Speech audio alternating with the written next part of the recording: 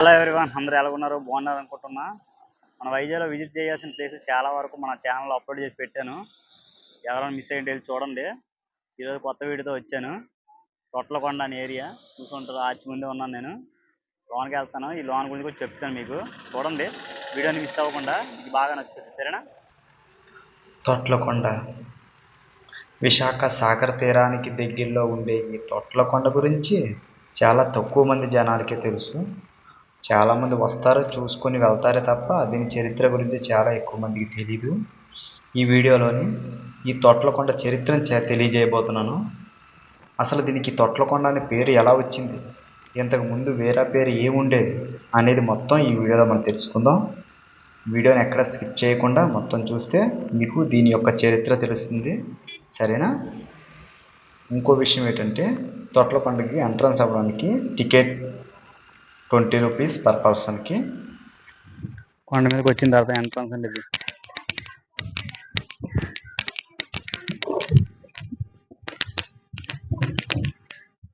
అన్ని పురాతనమైనవండి. దీని గురించి గైడ్ ఉన్నారంట, కనుక్కుందాం. ఇది వంటగది అండి. ఇది ఇక్కడ వంట చేసుకునేవారు అన్నమాట. వంటగది ఇది. ఈ పక్కనే కట్టారు. Store room. ఇది స్టోర్ రూమ్. ఇక్కడ భోజనం తినేవారు. ఇక్కడ భోజనం హాల్ ఇది.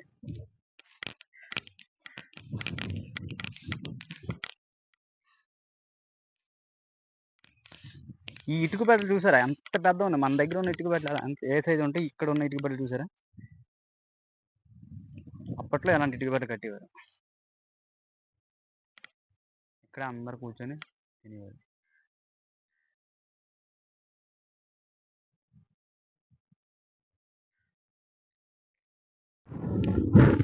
ఇటు నుంచి అలా కొంచెం ముందుకు వస్తే ఇక కొన్ని ఉన్నాయి, అవి కూడా చూపిస్తాను. ఇది విహారం ఉండేవి. ఇవన్నీ అవే.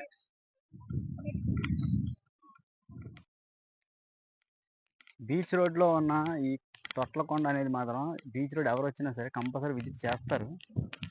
మీరు కూడా వచ్చినప్పుడు కంపల్సరీగా విజిట్ చేయండి ఈ ప్లేస్ని.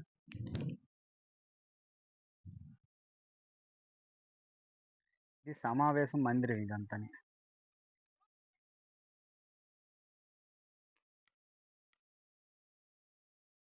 కొంచెం అలా ముందుకు రాగానే ఈ గజ పుష్పాకార చైత్య గృహం అని ఒకటి ఉందండి. చూడండి ఎంత బాగుందో. దీని గురించి ఇది అర్ధ ఉష్టాకార చైత్య గృహం అండి. ఇది చూద్దాం, బాగుంది కదా.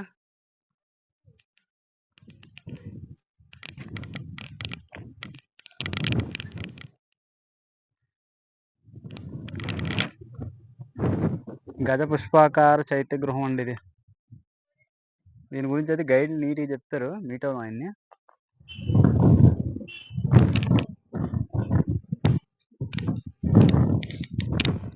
అప్పారావు గారు అని ఒక ఆయన ఉన్నాడు, సెక్యూరిటీ గార్డ్ ఈ లోపల. ఇక్కడ ఉన్న మొత్తం అన్నిటికీ గురించి బాగా చెప్తున్నాడు. స్టోరీ గట్టా మనకు తెలియాలి కదా. ఇక్కడ బుక్కులు గట్టా ఇట్లా కొంచెం చూసి చెప్దాం అంటే, బట్ ఇక్కడ చరిత్ర చెప్పడానికి మాత్రం ఈయన ఉన్నాడు, అప్పారావు అంట ఆయన పేరు. Security come guide. చాలా బాగా చెప్తున్నాడు, వినండి అది కూడా. ఈ తొట్లకొండ చరిత్ర గురించి రాష్ట్ర పురావస్తక పరిశీలకులు ట్రైనింగ్లో ఇచ్చిన ఇన్ఫర్మేషన్ మేడం ఇదంతాను. 2200 సంవత్సరాలకు పూర్వము ఇక్కడ బుద్ధిస్టు మాంగ్స్ అంటే బౌద్ధ భిక్షువులు దాదాపుగా 600 సంవత్సరాలు మెడిటేషన్ చేసుకున్న జ్ఞానపేశం మేడం. అమ్మ 600 సంవత్సరాలు అంటే క్రీస్తు పూర్వం 300 నుంచి క్రీస్తు 300 వరకు ఇక్కడ బుద్ధిస్టులు మెడిటేషన్ చేసుకొని మెయింటైన్ చేశారు. అప్పుడు ఈ చిన్న చిన్న రూములు ఉన్నాయి కదా సార్, ఈ రౌండ్ సర్కిల్ కలిగి ఆ లాస్ట్ వరకు టోటల్గా 72 గదులు ఉన్నాయి సార్. ఈ 72 గదులు ఆర్కియాలజీ డిపార్ట్మెంట్ వివరణ ఏంటంటే విహార 72 సెల్స్ అని చెప్పారు. ఈ రూములు ఇవన్నీ అప్పట్లో 12 లేదా 13 అడుగుల కంటే హైట్ ఉండి పై టాపులు ఉండి అందమైన కట్టడాలుగా కూడా ఉండేవట. ఒక్కరు లేదా ఇద్దరు బుద్ధిస్టులు ఈ రూముల్లో ఉండేవారు. ఈ 72 గదులు బౌద్ధ భిక్షులు నివసించే గదులు అన్నమాట. అక్కడ రాతి స్తంభాలు ఇరిపోయిన మొక్కలు కనిపిస్తున్నాయి చూడండి సార్, అవి స్టోన్ పిల్లర్స్ కాంగ్రిగేషన్ హాల్ అని చెప్పారు. సమావేశం మందిరం మీటింగ్ హాల్. ఒక్కొక్క రాతి స్తంభం 12 అడుగులు హైట్ ఉండి 64 స్తంభాలు టోటల్గా ఉండి ఆ పైన టాప్ కూడా ఉండేదటమ్మా. వాళ్ళ మీటింగులో సభల సమావేశాలు జరుపుకునే సభా మండపంగా వారికిలో ఉంటుంది. మీటింగులో సభల సమావేశాలు జరుపుకునే సభా మండపం. అయితే ఆ సభా మండపం గురించి గైడ్ చెప్పినప్పుడు కొంతమంది ఐఏఎస్ ఆఫీసర్లు, ఐపీఎస్ ఆఫీసర్లు, జిల్లా జడ్జిలు, హైకోర్టు జడ్జిలు గైడ్ చెప్పించుకుంటారు కదా! అందులో కొంతమంది ప్రశ్నించే ప్రశ్న కూడా ఉందమ్మా అక్కడ. ఏం ప్రశ్నిస్తారు? వాళ్ళు సాధారణంగా కరిగిపోవు, ఇరిగిపోవు. ఇరిగిపోయిన ముక్కలు కనిపిస్తున్నాయి కదా సార్! అందుకని వాళ్ళు అడిగే ప్రశ్న ఏంటంటే 2200 సంవత్సరాలకు పూర్వం అన్నీ ఎంత అందమైన కట్టడాలుగా ఉండే ఉంటాయి కదా! ఇప్పుడు పూర్తిగా కొలాప్స్ అయిపోయాయి కదా! అలాగెందుకు లేవండి? ఇలాగెందుకు అయిపోయినాయి అడుగుతారమ్మా? దీనికి 2 కారణాలు నిర్ధారించారు పురావస్తు శాఖ. ఏంటి 2 కారణాలు? కొన్ని వందల వేల సంవత్సరాలు అయిపోయిన తర్వాత ఎటువంటి కట్టడాలకైనా, ఎటువంటి పుట్టడాలకైనా అంతమించిపోయే దిశ ఒకటి ఉంటుంది కదా సార్! అలాంటి దిశలో ఉండగా భయంకర పెనుగాళ్ళు, పెనుతుఫాలు, భూకంపాలు కొంతైతే మరికొంత బుద్ధిస్తు కల్చర్‌ని వ్యతిరేకించేవాళ్ళు. అంటే మత ఘర్షణ జరిగిన పరుగుట్టడం కూడా జరిగిందట. ఈ 2 కారణాల వల్ల ఇవన్నీ లాస్ అయిపోయాయనేది పురావస్తు శాఖ ఇచ్చిన ఇన్ఫర్మేషన్ అమ్మా. ఇక్కడ యు ఆకారం, ఆ రౌండ్ ఆకారాలు కనిపిస్తున్నాయి కదా సార్! యు షేప్ ఉన్న ఆరామాల పేర్లు ఎప్సిడల్ శైత్య గృహ అంటారు. రౌండ్ ఆకారం సర్క్యులర్ శైత్య గృహ అంటారమ్మా. శైత్యం అంటే ప్రార్థనా మందిరము, జ్ఞాన మందిరం. ఈ జ్ఞాన మందిరాలు అన్నీ కూడా 12 లేదా 13 అడుగుల కంటే హైట్ ఉండే పై టాపులు ఉండేటప్పుడు 10 మంది, 20 మంది, 30 మంది మెడిటేషన్ చేసుకుంటారు. ఈ రౌండ్ రౌండ్ ఆకారాలు ఉన్నాయి కదా సార్ దిమ్మల్లాగా. ఇటువంటి స్తూపాలు మీడియం సైజ్ 2, 3 ఉన్నాయి కదా వెనకనే. ఇవి 16 ఓటీ స్తూపస్ అని చెప్పారు ట్రైనింగ్ ఇచ్చేటప్పుడు. ఓటీ స్తూపాలు అంటే దీని పర్పస్ ఏంటంటే ఎందుకు కడతారు, యూజ్ ఏంటి అని కొంతమంది ఆఫీసులు అడుగుతారు కూడా. ఓటీ స్తూపాలు అనేవి డివోటీస్ అంటే భక్తులు కానుకలుగా కట్టించబడిన స్తూపాలు సార్. కానుకలుగా ఈ స్తూపాలు ఎందుకు కడతారని అడుగుతారు కదా! అదే ప్రపంచ దేశాలు సిప్పుల ద్వారా వచ్చినప్పుడు ఆ సిప్పులు భయంకరమైన పెంటుపళ్ళు చిక్కిపోయినప్పుడు సేఫ్ సైడ్‌గా గమ్యానికి చేరుకోవాలని ప్రార్థించుకుంటారు. అంటే సిప్పులు మునిగిపోయి చనిపోకుండా సురక్షితంగా గమ్యానికి చేరాలి ఎలాగైనా అని ప్రార్థించుకుంటారు. ఆ కోరుకున్న కోరిక నెరవేరితే ఆ కోరిక నెరవేరే జ్ఞాపకార్థంగా కట్టించబడిన స్తూపాలు సార్. మొక్కుబడి స్తూపాలు అంటారు కదా! ఓటీ స్తూపాలు అనేవి మెమోరియల్ పర్పస్ జ్ఞాపకార్థంగా. అంటే అవి చిన్న టెంపుల్ టైప్ కదా! జూనియర్ బుద్ధిస్ట్ మంక్ చిన్న స్తూపాల చుట్టూ మెయింటైన్ చేసుకుంటారు. సీనియర్ బుద్ధిస్ట్ మంక్ మహత్వం ప్లాటిపైన 200 మంది. మోస్ట్ సీనియర్ మంక్స్ ఆ జ్ఞాన మందిర్ లోపల 8 మంది. అవి 10 మంది, 20 మంది. ప్రార్థన మందిర్ సార్. మెడిటేషన్ చేసుకునే పర్పస్ అన్నమాట. అయితే ఈ మహాత్వం ఉంది కదా! ఇది అత్యంత పవిత్రమైనది సార్. దీని గురించి అయితే కొన్ని లక్షలాది మంది తెలియని అరుదైన విషయాలు మా ట్రైనింగ్‌లో చెప్పారు ఆర్కియాలజీ డిపార్ట్‌మెంట్. ఏం చెప్పారో తెలుసుకుందామా? సార్ ఈ మహాత్వం గురించి ఆర్కియాలజీ డిపార్ట్‌మెంట్ వివరణ ఏంటంటే main meditation centre of the Buddhist Monk అండి పురావస్తు శాఖ ఇచ్చిన ఇన్ఫర్మేషన్. ఇది 81 ఫీట్ వరకు హైట్ ఉండేదట ఆ రోజుల్లో. అంటే క్రీస్తు పూర్వం 300 నుంచి క్రీస్తు శకం 300 వరకు బుద్ధిస్టులు ఉండేటప్పుడు. ఆ టాప్ సైడ్‌లో 81 ఫీట్ హైట్ ఉండేదమ్మా ఆ రోజుల్లో. ఆ టాప్ సైడ్ శిఖరం ఉంది చూసారా? శిఖరం టాప్‌లో సెంటర్ భాగాన హోల్ ఉండి, హోల్‌కి ఒక రాతి పిల్లర్ కూడా అటాచ్‌మెంట్ ఉండి, ఆ పైన అశోకుని ధర్మచక్రం ఉండేదట మేడం. అమ్మ అశోకుని ధర్మచక్రం ఎందుకుంటుందండి? ఇవన్నీ బౌద్ధ స్తూపాలు కదా! దానికి దీనికి లింక్ ఏంటండి? అని కొంతమంది ఆఫీసర్లు ప్రశ్నిస్తారు కూడానమ్మా. అమ్మ ఈ పైన అశోకుని ధర్మచక్రం ఎందుకు ఉండేదట? కళింగ యుద్ధం జరిగిన తర్వాత అశోకుని చక్కటి కూడా బుద్ధిజంలో ఇన్వాల్వ్ అయ్యారట సార్. తన రాజు కదా! తన ఆయమలోనే ఇవన్నీ డెవలప్‌మెంట్ చేయబడ్డాయి కూడా. ఏది ఏమైనా రాజు రాజే కదా! తన సింబలే అశోకుని ధర్మచక్రం. అది 3 ధర్మసూత్రాలకి ప్రత్యేకత. బుద్ధం శరణం గచ్ఛామి, ధర్మం శరణం గచ్ఛామి, సంఘం శరణం గచ్ఛామి. ఈ 3 ధర్మసూత్రాల ప్రత్యేకతే అశోకుని ధర్మచక్ర సింబల్. ఆ సింబల్ మన జాతీయ జెండాలో ఉంటుంది కదమ్మా! మన నేషనల్ ఫ్లాగ్‌లో ఉంటుంది. ఈ మహాసభ లోపల ఏం పెడతారు అనే విషయాలు కొన్ని లక్షలాది మంది తెలియని అరుదైన విషయాలు సార్.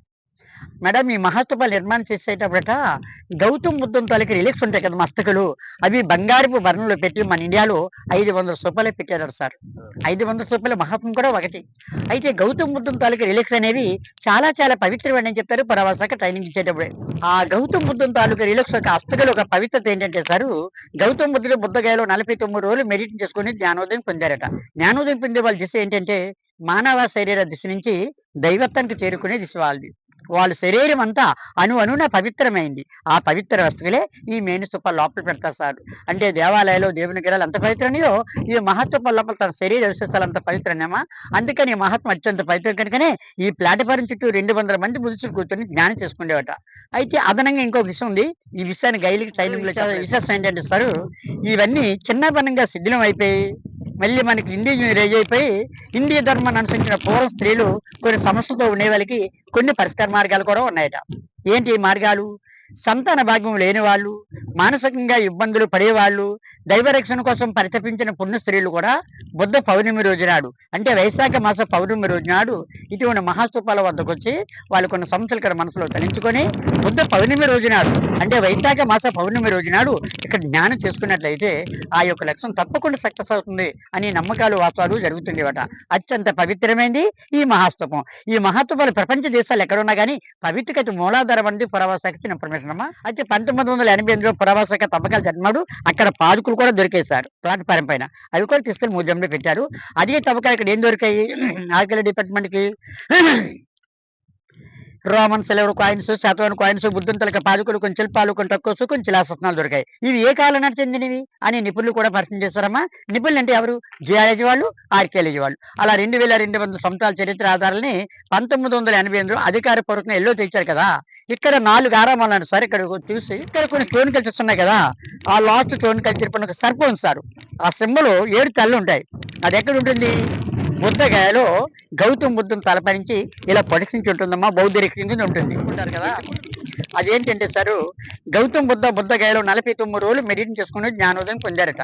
జ్ఞానోదయం పొందబోయే లాస్ట్ టైంలో ఒక భయంకరమైన సంఘటన జరిగిందటమ్మా. ఏంటి సంఘటన? 49 రోజులు కూడా ఆహారం లేకుండా జ్ఞానంలోనే ఉన్నారట గౌతమ్ బుద్ధ.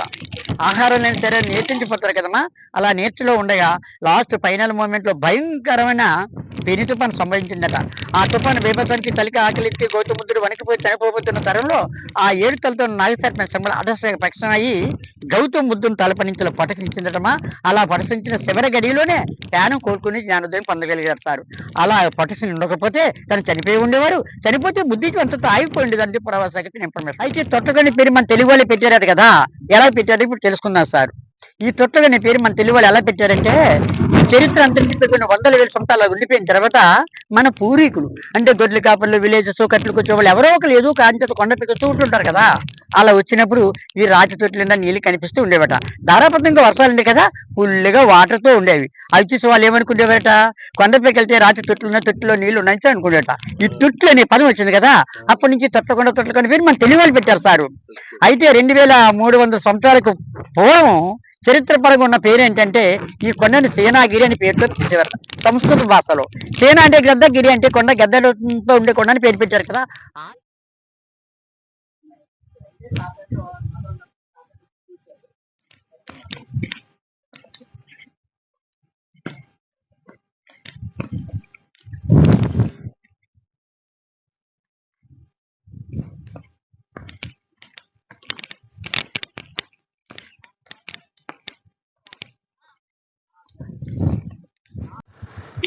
ఈ వీడియో మీకు నచ్చింది అనుకుంటాను. వీడియో నచ్చితే తప్పకుండా లైక్ చేయండి. ఇటువంటి వీడియోలు మరెన్నో మన ఛానల్ రాబోతున్నాయి కాబట్టి సబ్స్క్రైబ్ చేసి పెట్టుకోండి. నెక్స్ట్ వీడియోలో మళ్ళీ కలుద్దాం. జై భారత్, జై హింద్.